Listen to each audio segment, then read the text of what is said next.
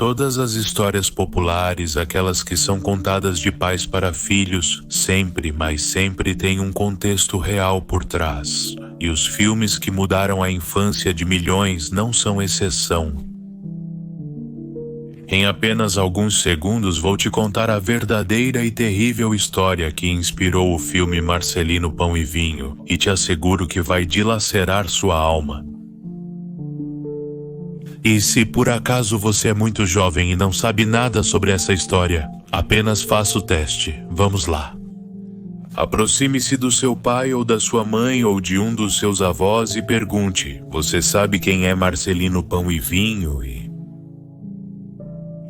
observe.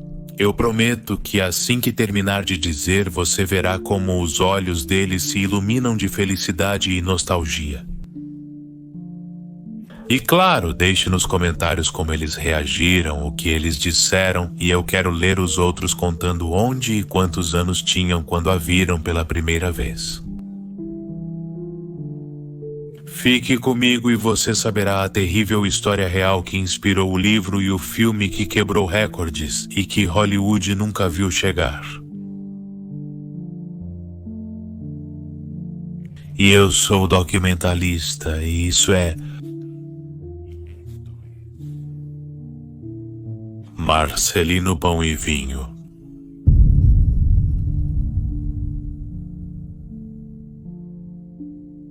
Marcelino Pão e Vinho é uma joia cinematográfica.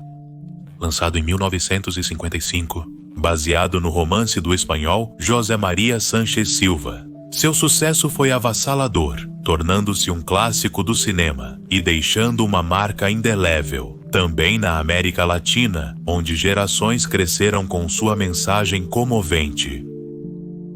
A história se passa em um mosteiro onde um grupo de frades adota um bebê abandonado e o cria com ternura. Marcelino cresce feliz e travesso. Um dia, ao subir para o sótão proibido, ele encontra um crucifixo gigante e, ao ver Jesus magro, pensa que ele está com fome. Então, ele oferece pão e vinho. Milagrosamente, a imagem ganha vida e fala com ele, tornando-se seu amigo celestial. Qual é o tema recorrente sobre o qual eles falam? Sobre as mães, como elas são, onde estão, e Jesus explica tudo sobre elas. Até que a criança pede a Cristo para ir ao céu para conhecê-la. Esse final comoveu o mundo. Agora bem, prestem atenção, porque a seguinte é a história real de Juanilo de Lucia Lucia. Prado, uma bela viúva de 26 anos e 4 filhos homens, enfrentou a maior tragédia naquela primavera de 1829, onde a pobreza causava estragos. Nesse povoado nos arredores de Madrid, ela teve que lidar com a máxima dor, porque seus filhos, os trigêmeos, Martim, Marcelo e Mateu, de 11 anos, foram enterrados. Juan, seu irmão, nosso protagonista, era o filho mais novo. Ele tinha apenas 9 anos. Ele havia se salvado do desabamento do enorme poço onde trabalhavam porque alguém o havia chamado pelo nome para que saísse de lá. Sim, uma voz lhe disse: Juan de Lucia, saia já que a sua hora não chegou. Já não devia estar na cama? Nas profundezas daquele poço, o menino olhou aterrorizado para seus irmãos mais velhos.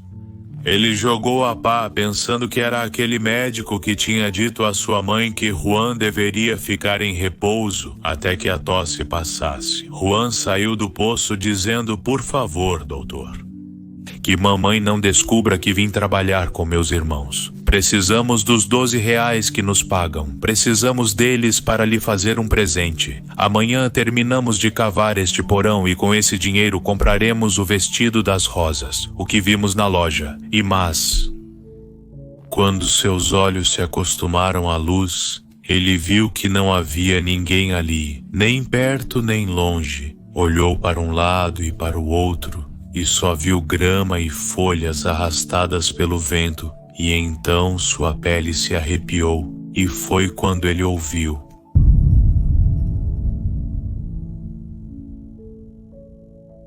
O som da terra deslizando foi seco e aterrorizante, e nem sequer se ouviu um único grito dos gêmeos.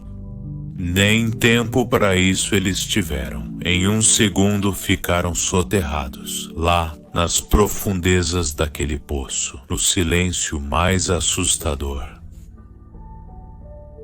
Juan usou suas próprias mãos para acabar.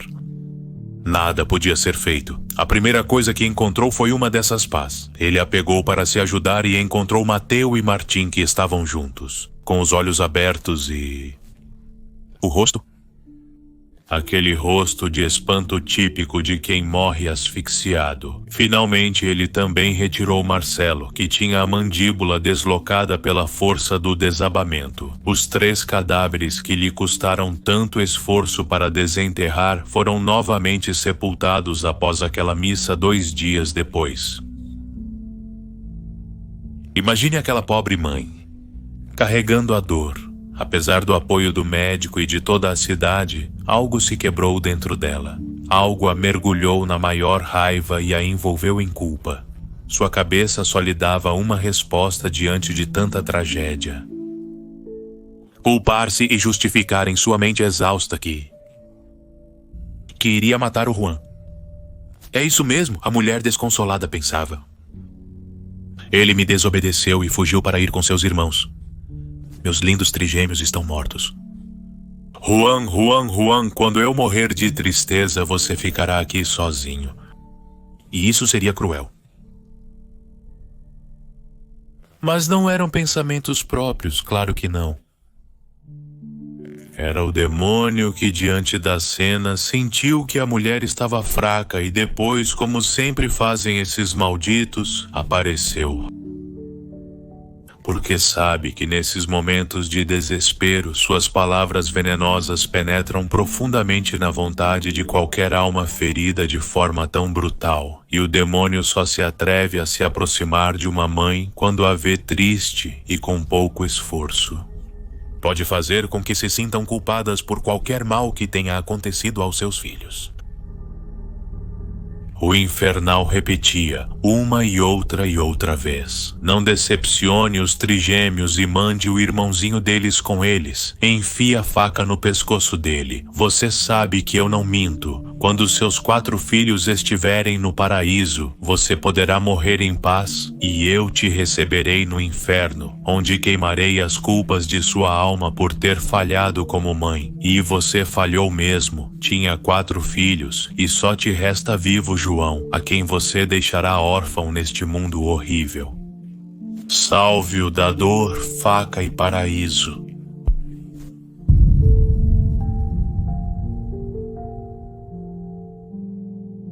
O maligno a dominou rapidamente e toda a bondade foi apagada de seu rosto. Chorando e tremendo, ele abriu o quarto onde as 4 camas apertadas já eram desnecessárias. Faca em mãos.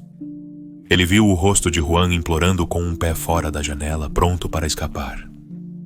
Era a cena mais triste de todos os tempos. Em um apelo angustiante, o menino disse: Mamãe, por favor, solte a faca.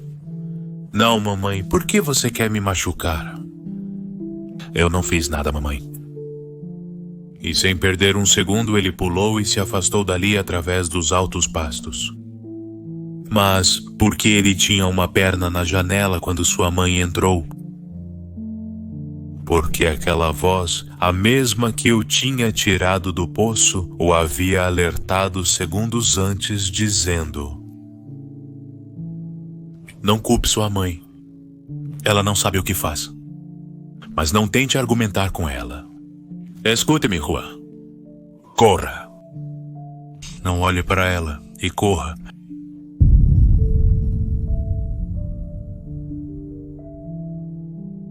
Ele desobedeceu a parte de não olhar para ela, sempre desobedecia um pouco, essa era a sua essência, e ele nunca iria esquecer dos olhos completamente negros de sua mãe empunhando a faca e chamando-o com a outra mão para enganá-lo e matá-lo.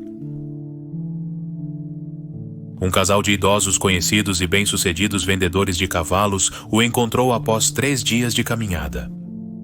Juan queria chegar o mais longe possível antes de desmaiar e realmente conseguiu. Quando acordou, eles estavam olhando para ele de mãos dadas. Ela era uma velhinha com um lenço na cabeça chamada Amparo, e ele, um idoso com 5 anéis grossos que se apresentou como Sandálio. O menino ficou alguns dias sem falar. Nesse tempo de ouvir o que o casal dizia, ficou claro o seguinte: eles o viam com carinho, como uma espécie de milagre. Eles não tinham filhos e percebeu que olhavam para ele com emoção, fazendo o sinal da cruz e agradecendo a Deus por ter ouvido suas preces. Eles acreditavam que Juan era a resposta de Cristo às suas orações. Finalmente as palavras saíram do menino e ele contou tudo o que havia acontecido. Os idosos choraram e prometeram-lhe que, se ele aceitasse ficar com eles, nunca mais teria que temer novamente. Eram nômades, mas tinham um bom dinheiro em moedas de ouro, uma profissão e muito amor para dar. O ancião perguntou-lhe: podes pensar nisso, Juaninho, e dar-nos uma resposta quando estiveres pronto? A mulher tinha conhecimentos e medicamentos. Depois de 15 dias lutando, o pequeno se recuperou completamente e aceitou ficar com eles. Passaram 7 meses e o casal de idosos estava fascinado com a inteligência e bondade de Juanilo. E com orgulho diziam a todo o mundo que o garoto era seu filho, o que Jesus lhes havia dado. Essa história chegou aos ouvidos do bom médico em sua cidade natal, que sem hesitar se aproximou da casa do casal e depois de um abraço com o menino falou assim: sua mãe, bem, lamento ser eu quem te diz isso, mas ela enlouqueceu. Ela parou de comer e beber e morreu poucos dias após a sua fuga, dizendo que tudo era culpa dela. A culpa a consumiu. Eu estava lá quando ela morreu. E suas últimas palavras foram dedicadas ao demônio, dizendo: receba-me e queime minha dor. Eu falhei com eles como mãe. A todos os meus filhos, livrem-me dessa culpa. Eu repito, pequeno, eu estava muito perdida na loucura. Eu sinto muito.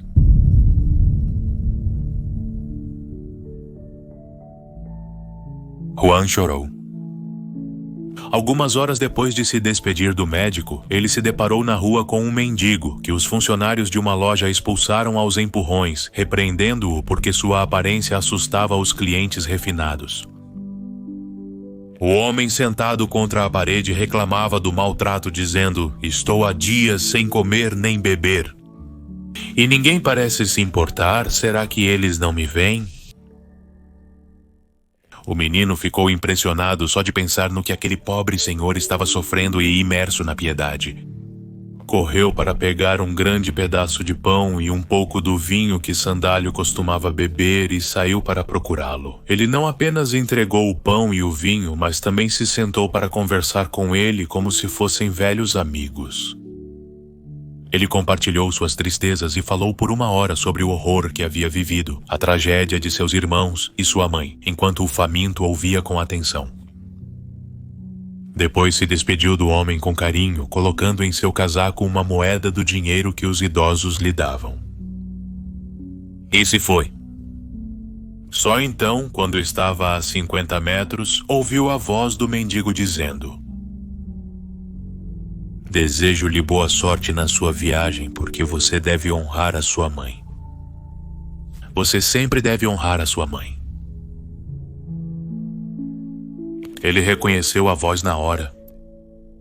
Era a mesma que havia salvado sua vida, mas ao se virar, já não estava mais lá.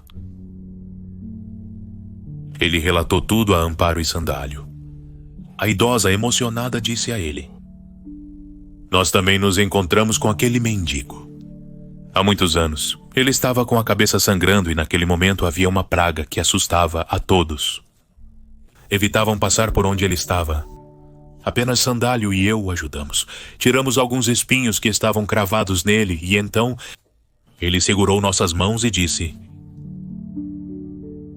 em verdade vos digo, bons ciganos, que suas orações encontrarão resposta. Um filho lhes será dado, um desobediente, mas de bom coração, que também os amará. E tu, mulher, a última coisa que ouvirás neste mundo será a voz dele te chamando.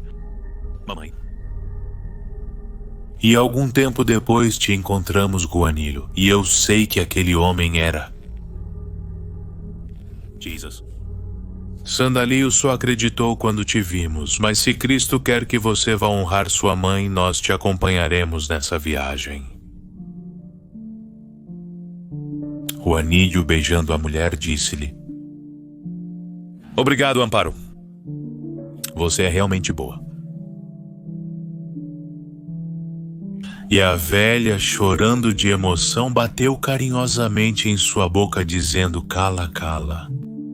Que você vai me matar de amor, ô coração, mas... Escute, aquela vez que você nos contou sobre sua mãe e seus irmãos, bem, eu fui comprar aquele vestido de rosas da loja, e aqui está. Eu fiz isso porque te amo tanto, bênção de nossas vidas, que pensei, se algum dia sua verdadeira mãe voltar para buscá-lo, ele não pode recebê-la de mãos vazias, e agora, pelo menos, poderá colocá-lo como oferta em seu túmulo ao ver que era o mesmo vestido pelo qual seus irmãos haviam morrido para juntar dinheiro e poder presenteá-lo à sua mãe. João se emocionou. Chegaram ao cemitério da vila onde vivia antes, acompanhado pelos anciãos que, respeitosamente, ficaram atrás das árvores altas e deixaram que João avançasse em direção aos túmulos de seus 3 irmãos e de sua amada mãe. Lucia, ali perto da estátua de um Cristo enorme.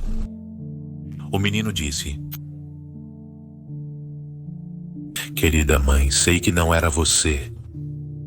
Que você já tinha enlouquecido quando pegou a faca e quis... Você sabe do que estou falando, então venho te dizer que eu te perdoo e... Mas o demônio, ao sentir que o pequeno estava sozinho e sofrendo, pensou que seria uma presa fácil. Tomou coragem, apareceu e o interrompeu, caminhando a toda velocidade em sua direção, dizendo: Não ouse pronunciar essa palavra, nada de perdão. Ela está no inferno, está porque quer. Ela me pediu por favor que a ajudasse a queimar suas culpas. Em nenhum lugar ela vai estar melhor. Você quer ir com ela e sofrer também por toda a eternidade? Se você me obedecer, eu posso fazer sua dor desaparecer. Apenas cuspa no túmulo de sua mãe e a odeie. Forte e muito pelo que ela te fez. Depois vá embora e nunca mais volte.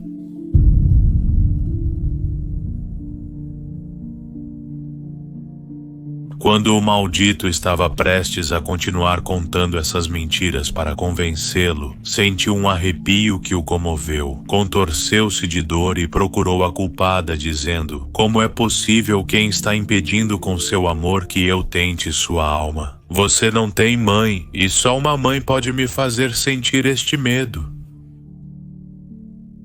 Mas seu olhar se fixou na velha Amparo que, dizendo orações antigas de seu povo, vinha a toda velocidade com a mão levantada amaldiçoando e gritando: Você não vai mexer com meu filho, ou terá que lidar comigo. Apagarei 1000 infernos com todos vocês dentro, se você machucar um único cabelo dele. O maligno fugiu aterrorizado, vendo a coragem e o amor daquela mulher. Entendeu que nada podia fazer contra essa criança. Mas por velho do que por diabo. Sabe que nunca pode levar uma presa quando uma verdadeira mãe protege. Mas Amparo o perseguiu e continuou gritando descontrolada: Venha, covarde, ou você só se mete com as mães que estão de luto. Experimente seus venenos comigo e você verá o que eu farei com você.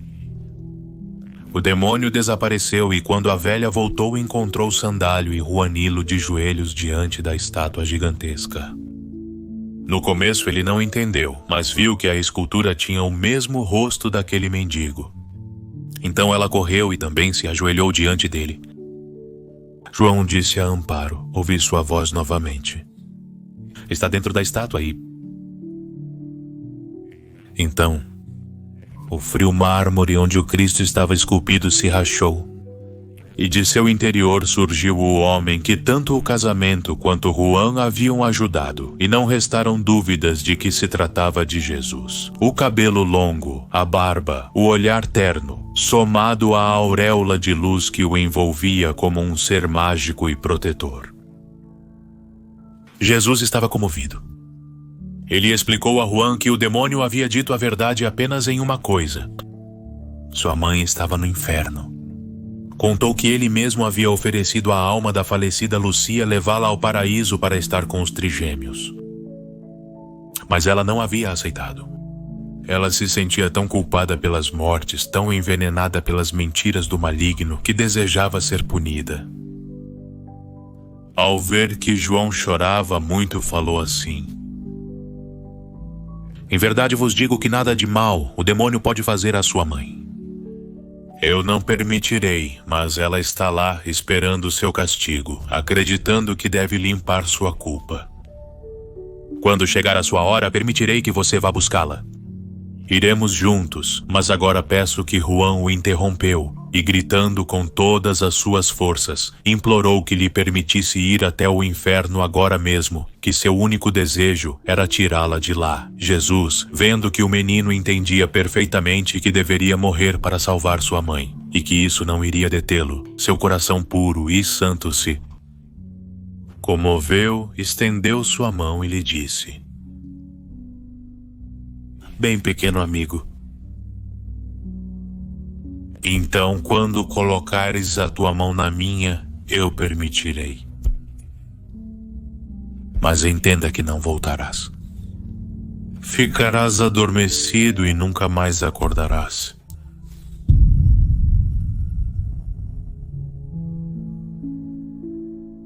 Juan se despediu dos idosos a toda velocidade, dizendo: obrigado por serem tão bons, mas preciso salvar minha mãe. E estava prestes a tocar a mão de Jesus, mas sentiu que tinha sido injusto com o amor recebido. Que essa despedida fria e urgente não era adequada. Então olhou para Amparo e disse a ela: Amparo, você também é minha mãe. E quis colocar sua mão na de Cristo para morrer e descer com ele aos infernos. Mas a anciã, comovida pelas palavras da criança, empurrou-o no último segundo e colocou sua própria mão na de Jesus. Que surpreso apenas disse: feito está.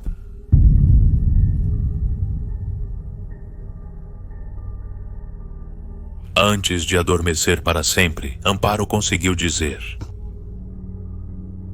Sandalio, sempre te amei. Juanilho, vou resgatar sua mãe. E sorrindo de amor acrescentou: a sua outra mãe. E seu coração parou naquele instante.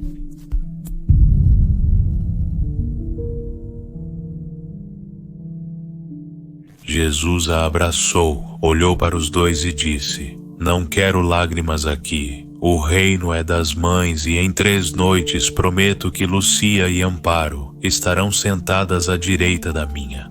E acariciando o rosto de Juan, ele deu tranquilidade dizendo: você notou a alegria dela quando você a chamou de mamãe? Nem mesmo terei que acompanhá-la ao inferno porque ela estava feliz. Obedeça e pare de chorar. Não se preocupe, ninguém poderá contra Amparo. E dizendo isso, pouco a pouco, simplesmente desapareceu. O pequeno nunca foi obediente e chorou tanto e tão alto que os pássaros fizeram silêncio e observaram com tristeza. Após os ritos fúnebres, Sandalio e Juan se despediram do corpo de Amparo, que parecia que simplesmente tinha adormecido com um sorriso. Exatamente na 3ª noite, enquanto oravam por um sinal, eles os viram. Os espíritos dos trigêmeos apareceram, felizes e abraçando Lucia, que estava sorridente com seu vestido de rosas. Martín, Marcelo e Mateo, Disseram a Juan: viste, conseguimos o presente para a mamãe e ela está contente. Tudo valeu a pena, mamãe está contente. Lucia se aproximou do seu filho e disse: sei que você me perdoou. Aquele maldito envenenou minha mente e... Mas Juan a interrompeu. Eu acredito em você. Comigo ele tentou a mesma coisa. Mas a mamãe Amparo me salvou de fazer algo ruim. Mas você estava tão triste e sem uma mãe para cuidar de você. Você não pôde fazer nada. Eu entendo. Mamãe, eu sempre vou te amar. Sandalio se aproximou respeitosamente dos espíritos, dizendo: a propósito, minha senhora, onde está minha esposa que não veio? Lucia respondeu rindo: isso foi inacreditável. Aquela velha apareceu do nada, chegou ao inferno e começou a gritar: quem é o responsável por fazer meu filho Juanilo sofrer, retendo sua mãe com mentiras? Os demônios tentavam fugir, mas nem todos conseguiram. Acreditem, ela começou a bater neles. Nunca ouvi tantos palavrões na minha vida. Quando soube que ela fazia tudo por amor ao meu Juan, ao meu menino, eu disse a ela que eu era Lucia, e ela correu para me abraçar e senti aquele amor de mãe que libertou minha alma e aliviou minha culpa. Por trás, o espírito de Amparo chegou, ajeitou o lenço e desafiou com força seu marido, dizendo: por que choras? Não ouviu o Juanilo quando ele me disse: você também é minha mãe? Esse foi o dia mais feliz da minha vida e você chora. Não faça isso, meu amor. Sempre vou cuidar deles e agora devemos nos despedir. Que outra mãe nos espera? A mãe de Jesus. E depois de um último abraço, eles se elevaram aos céus. Juanito teve uma bela vida. Ele se casou e teve seus próprios filhos. Para cada um deles, ele contou essa história e sempre terminava com a mesma frase: sempre tratem bem a sua mãe. Se ela está triste, o demônio aparece, mas nunca se ela está feliz, porque quando uma mãe feliz entra pela porta, o diabo foge pela janela. Sou El Documentalista, e isso foi Marcelino Pão e Vinho.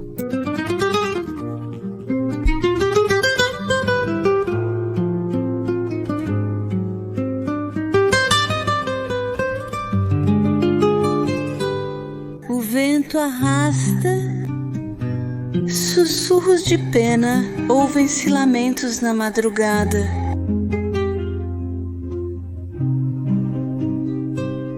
Dizem que o medo caminha na sombra, procurando uma alma que possa capturar. Mãe que chora, a noite esfria, sua dor é fogo que o diabo acendeu. Mas se ela ri, se canta e abraça, até mesmo o inferno fica sem você.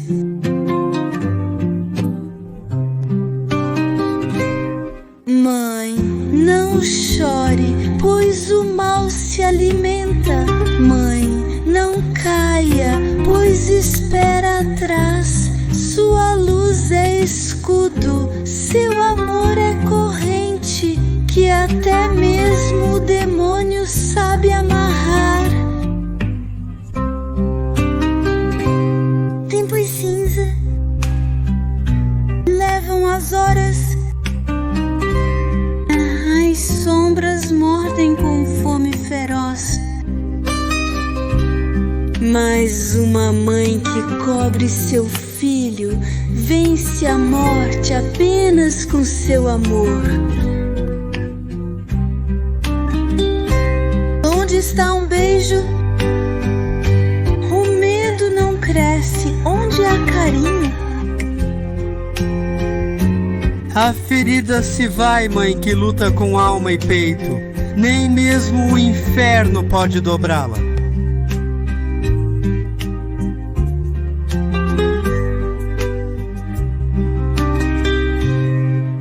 Mãe, não chore, pois o mal se alimenta. Mãe, não caia, ele espera atrás.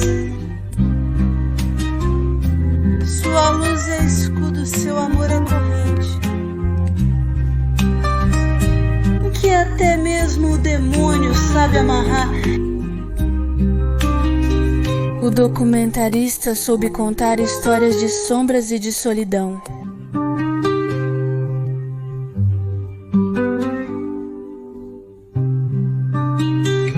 Mas nunca o inferno poderá reclamar. O que uma mãe não deixa escapar. Mãe, não chore, que o mal se alimenta. Mãe, não caia, que espera atrás. Tua luz é escudo, teu amor é corrente, que até mesmo o demônio sabe amarrar.